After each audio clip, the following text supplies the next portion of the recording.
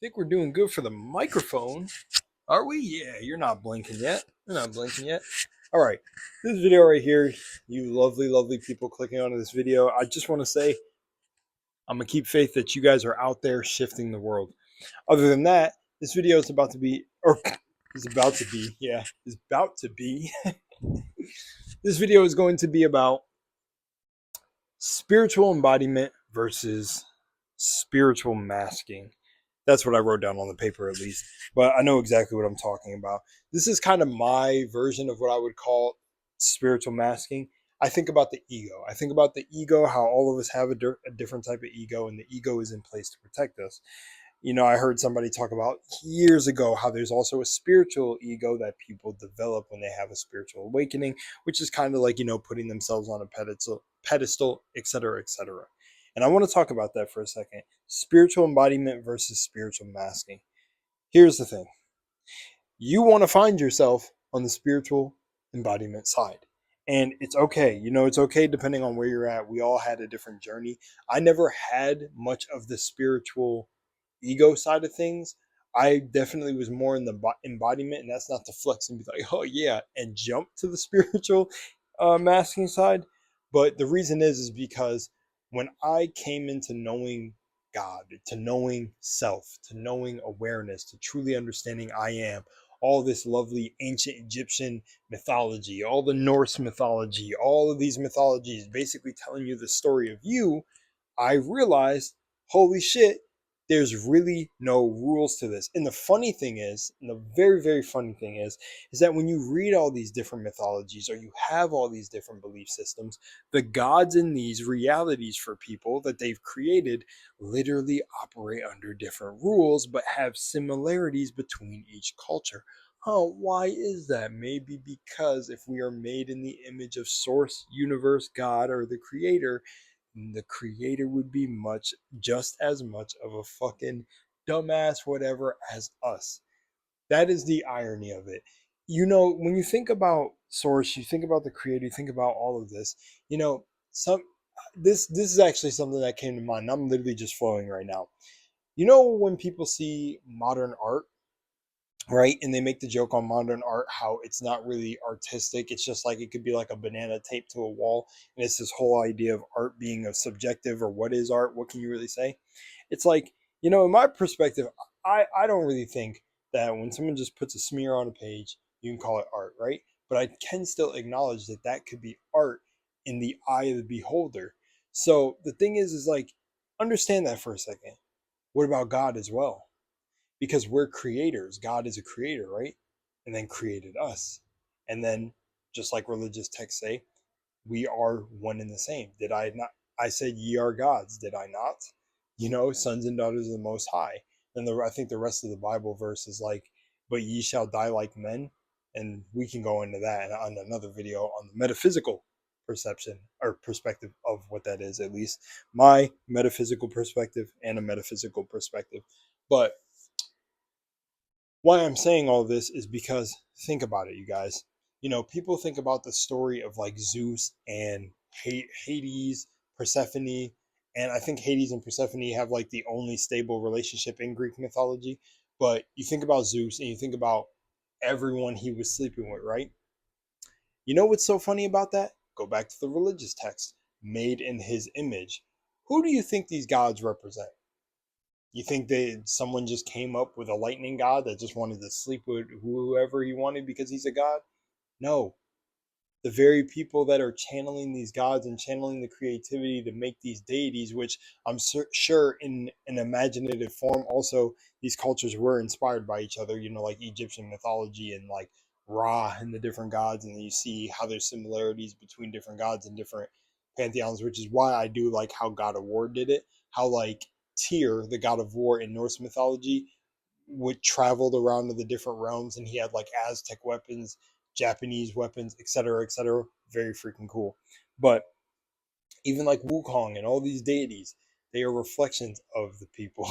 And it's really, really funny. It's like, I'm not saying directly like somebody's a psychopomp and freaking like Hermes running souls to the underworld, but or guiding them through the afterlife. But when you really think about the characteristics of them, it's like, of course, only a mortal or a human could write the stories of the things that they were probably doing. Because I'm sure you guys out there, no disrespect to any college dudes out there, that probably know a couple Zeuses or a couple whatever gods that get around. Poseidon had a bunch of Poseidon had a bunch of half blood kids, right? Demigods. But I laugh at this because I remember a long time ago, someone I would consider my mentor a long time ago who broke down mythology as being us. Like, really look who you can find as the Athenas in your life, as the Heras, as the Aphrodites. And I started to really realize, holy shit, these pantheons were really mirroring the people. Again, going back to that whole thing that I said, ye are gods, are you not?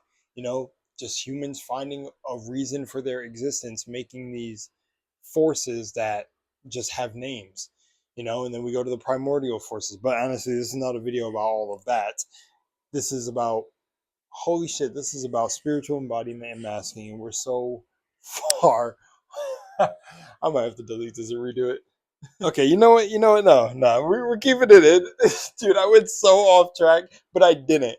This is what I do when I'm yapping.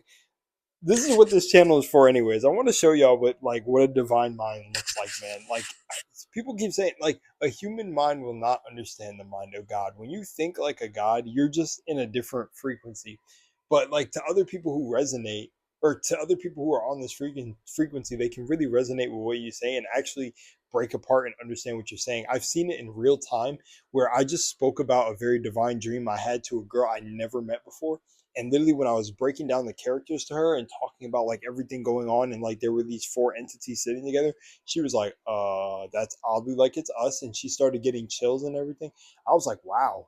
And she was like tapping into that frequency, but she was like, you know what, I don't even want to go there now. Which was crazy because she was like, it was almost as if she was like reading my mind. But I do know how to drag this all back to spiritually embodying and spiritual masking.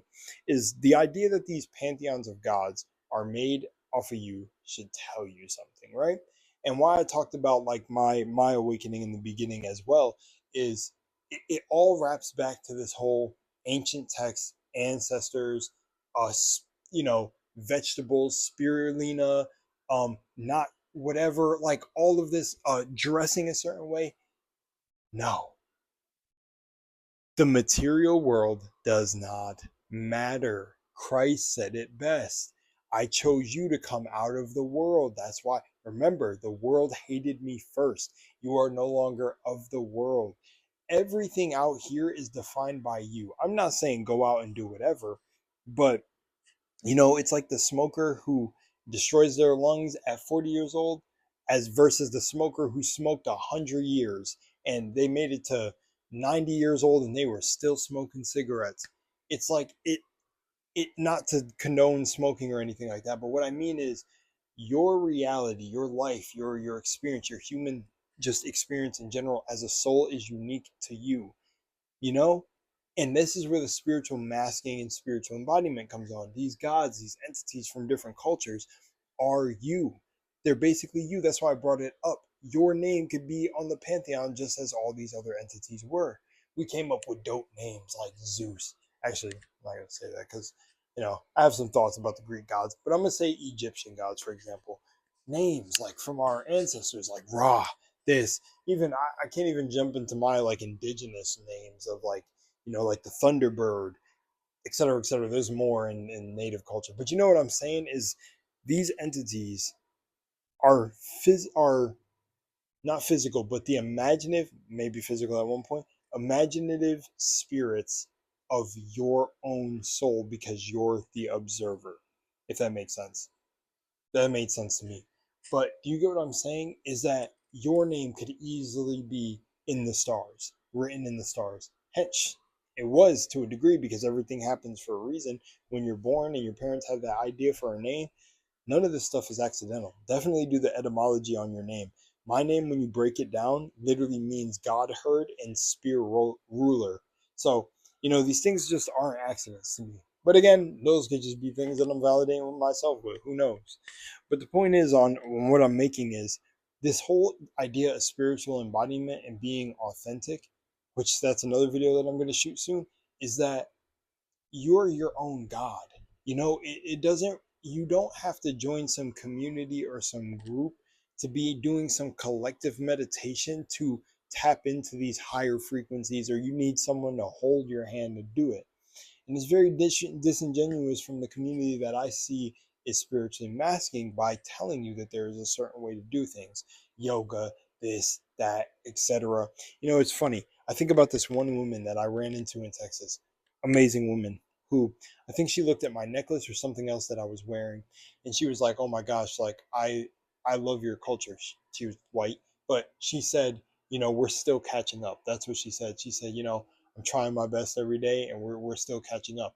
And she was talking about on the spiritual side of things. I thought that was insane for an individual to say to me, because it was like, I mean, I felt honored that she respected the culture like that and just felt the need to come up to me and say that. And that's great, because I see a lot of people where they've taken spiritual, like certain spiritual things that, is this, melanated people are very deeply rooted spiritual people, that they just take that and turn it into something that's commercialized as things go. So you know what I'm saying? It's just like this thing is not an act. There is a way, or a formulaic way to follow, that can boost your spirituality based on if your spirit resonates with it. But don't let that shoehorn you, if that's the term, into this one way to be, because that's not accurate. It's not accurate at all. There's no one right way to connect to God. And for me, the thing that really did it was pain. If you go back to my video, I was stuck. I didn't want anything. I seen all the evil in the world, all the aspects. Shoot, my partner was just watching a video on Carl Jung about deep thinkers, and that's exactly what caused my awakening. I thought about the suffering, the this in the world, the homeless, the how we have all these abandoned buildings, all these car lots full. Why can't we just give cars away? Why can't wars be fought with paintball guns? All of this. This is everything I questioned that absolutely just cracked my third eye open, and then it was revealed to me, and then I was like, who is God? I want to fight God and the devil. I'll take both of you on. And that's when it was just like the Lord was like, it's you. I'm the Lord. Like all the good and all the evil, I do both. I am all of it. I am that I am the energy. I do both the good and the evil. I'm not too much of a biblical person or read the Bible. I've read the Bible a couple times now, but I've never been really under Christianity or anything like that. But I've dabbled in it after I had my awakening, to laugh, to literally see that, this is what Christ was talking about. You have to go, like, through him, I am the way, which is the I am. You are claiming your godhood. We are all in our own respective realities becoming God. And shit, no disrespect to you. If you need vegetables or you need certain things to fulfill your enlightenment, go for it. But understand you need nothing outside of yourself than your mind, because your mind is the one true reality. And this is the thing that I feel like is disingenuous with this spiritual masking, people feeling pressured to be in certain groups and do this. And it's like, no, there's not one right way. It's whatever you deem true. Like, one thing that was really funny for me in the beginning of my journey is I would message my cousin all the time. Like, and I was already having my awakening, having psychic dreams, being able to predict things for people. So I was scaring the shit out of people. Trust me, people called me the devil. This is how I know. This is why I make videos like this telling y'all, because I try to grab all aspects. And don't worry, as I continue the channel, I know it sounds a bit chaotic with all the gods and the pantheons that I'm throwing in there, but I'm doing that. My alarm went off, by the way. I'm doing that to show y'all, like, I went through all of it. I went through all the books. I read it. I went through the etymology, gematria. I did it all. And you know the irony? It all comes back to self. It's you. All of these books you're going to read and everything points back at you. It's you. And that's what, messed me up so early on with manifestation. And it didn't mess me up, but it helped me see the road clearer. Was my cousin, I would message her every day, like, yo, how do I manifest? How do I do this? How do I, like, why is it so hard? Why is it this? Bro, she let me down so easily, like calmly, and was like, hey, it's not hard. Hey, look at it like this. She even sent me videos by like Seven Bomar about how, like, yo, you think if everyone just told you exactly how to do it, it would spoil the game for you. But the irony is, it's you making the rules, because everyone is telling you. but because of your level of perception, you can't really perceive how they're saying it yet, because you're trying to perceive it from the individual that's asking how, instead of asking from a place of power of like, you know what, I'm starting to understand this. I know this. Manifestation is actually easy. Oh, why was I making such a big deal out of it? It's so simple to understand. Remember, because what you tell yourself and what you focus on, what you wire in, becomes your reality. So I was like struggling, stressing, and that point of struggle and stress was showing me the opposite way to go. It was beneficial to me. That's why the shadow side and the light side go hand in hand. Can't have dark without the light. It's got to show you the polarity. There is always a polarity, a duality here, and you need to become the middle point and then focus all your attention on the things you want to experience, and be good without it also. But like I'm telling you guys, that is true spiritual embodiment. Knowing it's within you, knowing that nothing outside of yourself requires you to become more spiritual. I don't have to put on a daishiki. I don't have to go learn witchcraft. I don't have to go learn this. I don't have to eat vegetables. You're the one making the rule. You need fucking spirulina and sea moss to fucking connect to the ancient spirits. Do it. Nothing wrong with it. But don't force other people, because that is where you're not being God.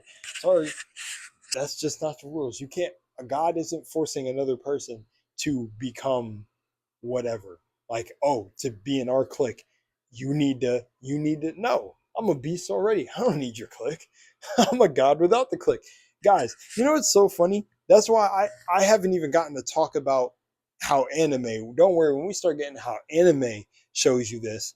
Oh man, anime shows you this with most of the protagonists, even in power fantasy. Some people don't like the power fantasy animes, but like Solo Leveling, I think some people had an issue. For those of you who don't know Solo Leveling, it's basically, I'm gonna spoil the story. If you don't want me to, go read it. It's a manhwa, or go watch it.